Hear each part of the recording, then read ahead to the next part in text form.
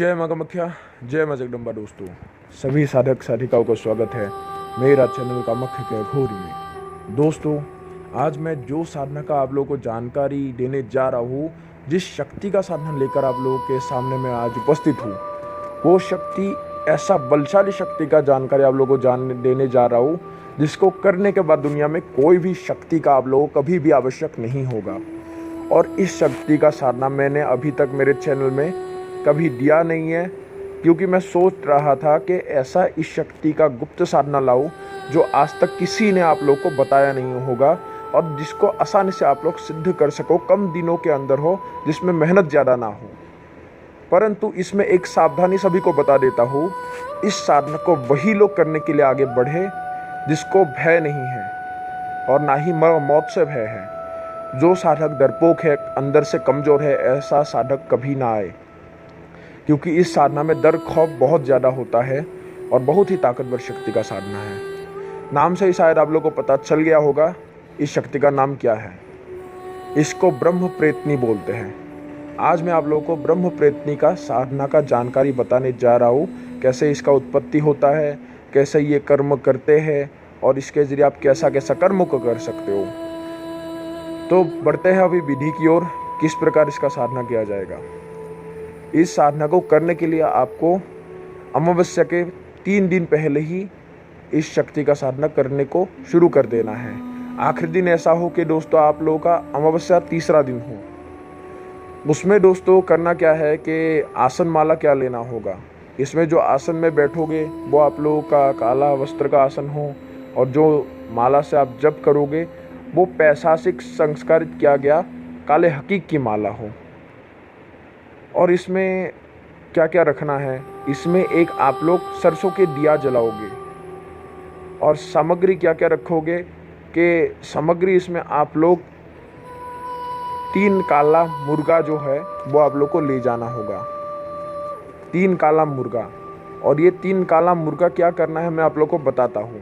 पहला तो आपको लोगों को दिशा कौन सा लेना है।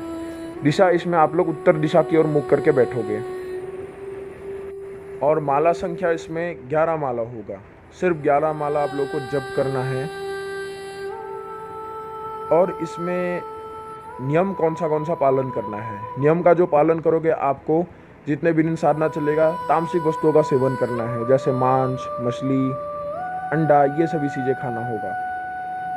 लेकिन संभोग नहीं कर सकते, हस्तमैथुन नहीं कर सकते, क्योंकि इसमें आप लोगों का जो वीर्य जब निकलेगा तो आप लोगों का ऊर्जा शक्ति कम हो जाएगा और साधना आप लोगों का खंडित हो जाएगा। बस सेवन आप लोगों को तामसिक वस्तुओं का करना है। उसके बाद जब आप लोग साधना शुरू कर दोगे तो इसमें आप लोग का अनुभव क्या क्या होगा। इसमें जब आप लोग साधना शुरू कर दोगे तो सबसे तो पहले होता है इसमें सुरक्षा घेरा।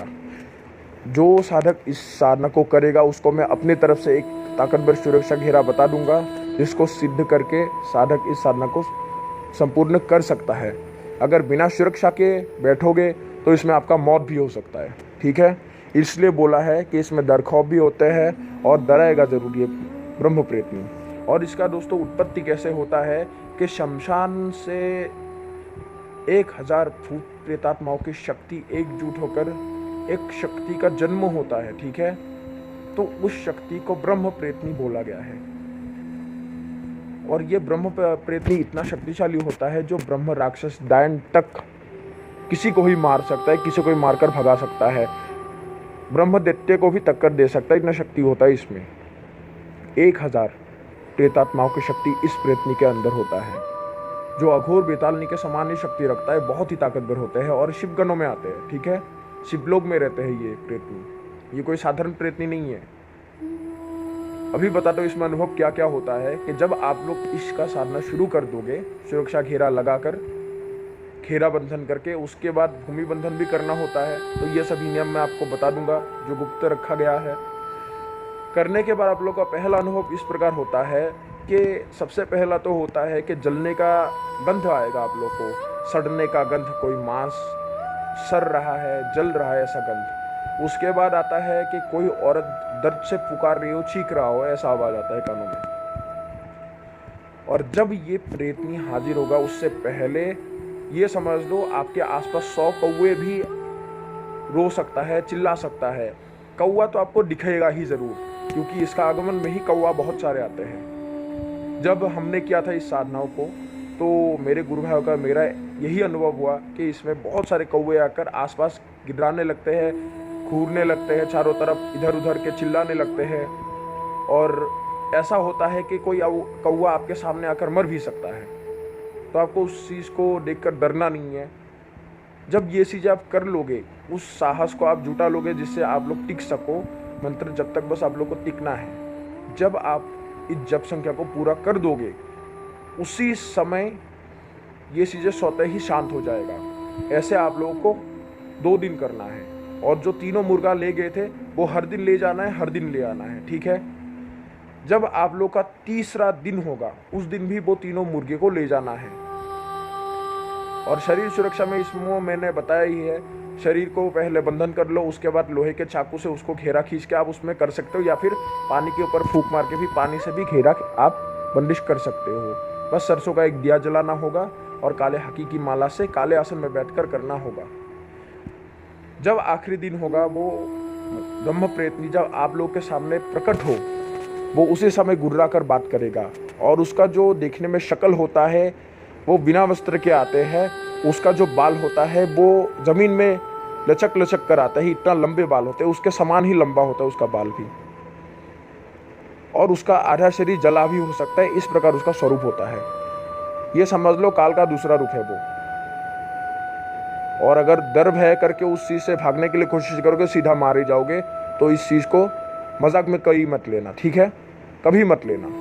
तो जब वो आपको पूछे कि तूने मुझे किस लिए बुलाया है, बता तुझे क्या चाहिए, क्यों मेरा आह्वान किया तूने, तब बोलना है कि हे माता। माता बोलकर उनको बोलना है कि हे माता, मैं बहुत मुसीबतों से घिरा हूँ, जिसका उपाय मेरे को नहीं मिल रहा है। और तब अपना समस्या बताओ, क्योंकि ये सभी शक्ति को बताया जाएगा, तभी वो आपके ऊपर दयाकृत होगा, दया करेगा आपके ऊपर। तो बोलना है मैं इस समस्या से जूझ रहा हूँ, जिससे बाहर निकलने का कोई रास्ता नहीं है, इसलिए मेरे को आखिरी रास्ता आप ही मिले। तो मैं आपके सेवा में आज उपस्थित हूँ और आपको पुकार रहा हूँ, इसलिए मैंने आपको कष्ट दिया आने में, कृपया आप मेरा सहायता करो। तब वो पूछेगा कि क्या चाहते हो, बोल, क्या करूँ मैं तेरे लिए। तब आप लोगों को उससे वचन लेना होगा कि आप हमें वचन दीजिए कि जब भी मैं अपने मदद के लिए आपको पुकारूँ, आप उसी समय आपके बेटे के लिए आप उसी समय दौड़ कर आ जाओ और हमेशा मेरे माता के स्वरूप में आप रहो। तो उसी समय आपको वचन दे देगा। इसको कोई भी पत्नी, दोस्त, सेविका के रूप में उसको सिद्ध नहीं कर सकते, सिर्फ माता के रूप में ही ये आप लोगों को मिलेगा। उसके बाद दूसरा आपको वचन लेना होगा कि मैं आपको जैसा भी कार्य दूँ, जैसा भी कार्य के लिए बुलाऊँ, उसी समय उस कार्य को पूरा करना है। और मेरा बिना बुलाए आप कभी मत आना, जब मैं बुलाऊँ तभी आप आओ। तीसरा वचन लेना है कि मेरा और मेरे परिवार के लोगों का कभी आप नुकसान नहीं करोगे। अगर भूल होता है तो उसमें आप माफ़ कर दोगे और मेरे भूलों का जो कारण वो हमें समझा दोगे और हमेशा मेरे साथ मेरे परिवार का आप रक्षा करोगे हर विपद आपत्ति से। उसके बाद आप लोगों को वचन देगा और उससे अभी इस प्रेत से, ब्रह्म प्रेत से 6 वचन लेना होता है, ठीक है। वो 3 वचन मैं गुप्त रखूँगा, जिसको मैं अभी आप लोग के सामने जिक्र नहीं करूँगा। जो साधक करेगा उनको मैं समझा दूँगा और विस्तार से उन लोग इस साधना का जानकारी उन लोगों को बता दूँगा। और जब आप लोग ब्रह्म प्रेतनी से वचन लोगे, उसके बाद करना क्या है, जो ये 2 दिन आप लोगों ने 3 काला मुर्गा लाया था, वो 3 काला मुर्गा को उसी समय वो चाकू से उन लोगों का गले को काट कर उनको ये तीनों मुर्गा भोग के स्वरूप में अर्पण कर देना है। और वो चीज जो है वो प्रेतनी उसको ग्रहण करेगा। उसके बाद उनसे पूछना है कि आपको बुलाने का तरीका बताइए, कैसे मैं आपको यहाँ पे मेरे मदद के लिए बुला सकूँ। तब वो ब्रह्म प्रेतनियाँ आपको बुलाने का तरीका बता देगा, कैसे उनको पुकारना है, कौन सा नाम है, कौन सा मंत्र है, वो आप लोगों को बता देगा। उसके बाद वो आपसे आदेश मांगेगा, तब आप लोग उन्हें आदेश दे देना है। आदेश देने के बाद वो उसी समय अंतर्ध्यान होके चला जाएगा। और जब भी उनका आवाहन करना हो तो उन्होंने जो आप लोगों को रास्ता बताया है, जिस तरीके से उनको बुलाना है, तो उसी समय उन लोगों को बुला लेना। उसी समय बुलाते ही, पलक झपकते ही वो ब्रह्म प्रेतनी आप लोगों के सामने प्रकट हो जाएगा। और जैसा भी आदेश बोलोगे उसी समय पल भर में वो कर देगा। अभी बताता हूँ कि इस साधना को करने से क्या क्या लाभ होगा आप लोगों को। इस साधना को करने के बाद दुनिया में कोई भी शक्ति का आप लोगों को प्रयोजन नहीं होगा। अगर कोई साधक बोलते हैं कि मेरे पास डायन है, मैं तेरा मारण कर दूंगा, तो ओपन चैलेंज कर सकते हो उन लोगों को कि अगर तूने मेरा एक बाल भी हिला के दिखा दिया तो मैं मान जाऊंगा। ये समझ लो दोस्तों, अगर किसी के पास शक्ति है तो इस ब्रह्म प्रयत्नी से खींच भी सकते हो, उस शक्ति को खींच कर ला सकते हो। 100 नहीं 1000 प्रेतात्मा भी आपका कुछ उखाड़ नहीं सकता। इस शक्ति के सामने जैसा भी मनो इच्छा बोलोगे कि मेरे को अमुक चीज बनना है, अमुक करके दिखाना है, तो उसी पल भर में कर देगा आपका पूरा इच्छा।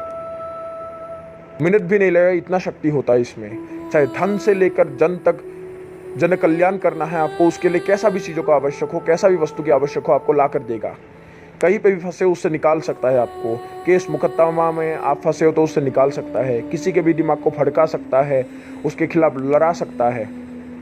सत्कर्म के कोई भी कर्म नहीं जिसको ना कर सके। स्तंभन भी कर सकता है, किसी के बुद्धि को बांधना, किसी के तंत्र शक्ति को बांधना, किसी के शक्ति को बांधना, किसी के शक्ति को खींच कर लाके खुद के वश में करके देना। कोई भी बड़े से बड़े राक्षस या फिर यहाँ पे डायन मान लो, या फिर डंकनी, मसान, छुड़ैल, इन सभी को मारना हो तो ये प्रेतनी आसानी से मारकर भगा सकते हैं, फिर जान से भी मार सकता है। इतना शक्ति होता है इस प्रेतनी में, जो ब्रह्म प्रेतनी होता है। क्योंकि ये शिव गणों में आता है और शिव लोक में रहता है, बहुत ताकतवर होता है, जिसके जरिए आप अपने कोई भी इच्छा को पूरा कर सकते हो, कैसा भी कर्म हो। अगर गड़ा हुआ धन को निकालना है तो आसानी से निकाल के दे सकता है। कोई भी भारी से भारी वस्तु को उठाकर ले जाना है तो ले आना है तो ये आसानी से कर सकता है। आपको कहीं पर जाना है तो ये प्रेतनी आपको उठाकर लेकर भी जा सकता है, इतना क्षमता होता है। उसको कैसा भी समय में आप उसका आह्वान कर सकते हो, चाहे दिन में बुलाओ चाहे रात में बुलाओ, इतना सामर्थ्य होता है। लेकिन इसके बातें आपको ही सुनाई देगा और सिर्फ आप ही देख सकोगे। आपके अलावा कोई दूसरा इंसान को भनक तक नहीं लगेगा कि आपके साथ कोई शक्ति बात कर रहा है या फिर चल रहा है। कैसा भी प्रश्न का उत्तर हो ये आसानी से दे देगा। कोई इंसान का जानकारी लेना है, बस उसका फोटो और नाम बता दो, या फिर वो इंसान सामने हो, उसी समय उसका चिट्ठा खट्टा खोलकर आप लोगों को बता देगा कि इंसान को ये समस्या है, इस जगह से आया है, इस कर्म को करना चाहता है। अगर पेट के अंदर भी बात छुपा कर रखा है तो उसको ही बता देगा, लेकिन भविष्य नहीं बताएगा, पहले ही बता रहा हूँ, क्योंकि हर शक्ति के अंदर भविष्य बताने का सामर्थ्य नहीं है, ठीक है। और अक्सर क्या करता है, बोलते हैं कि हर शक्ति भविष्य बताता है, नहीं, उसके दिमाग के पले बड़े बातों को बता देता है। मान लो कोई बोल रहा है कि मैं भविष्य में एक दुकान दूंगा, तो उस चीज़ को पकड़ के बता देगा कि इसका एक दुकान होगा एक समय में, क्योंकि वो खुद पहले ही दिमाग में सोच चुका है कि ये इंसान दुकान देगा या फिर मैं दुकान दूंगा, तो उसको पकड़ के दिमाग के बातों को पढ़ के वो बता देता है। और हम सोच लेते कि भाई इसने भविष्य बता दिया। अक्सर ऐसा होता नहीं है, वो भूतकाल और वर्तमान को ही बता सकता है। अगर जुआ, सट्टा, लॉटरी के नंबर को बताना है तो ये बता सकता है आपका। कोई भी जुआ में आप लोग का विजय दिला सकता है, कैसा भी कार्य में विजय दिला सकता है। कोई भी कार्य करो उसमें असफल नहीं होगे, तो इसके जरिए हर एक कर्म है जिसके माध्यम से आप लोग कर सकते हो। कोई भी तंत्र का काट करना हो आसानी से कर सकते हो। कोई इंसान आपके ऊपर तंत्र नहीं कर सकता, कोई भी शक्ति का उपयोग नहीं कर सकता।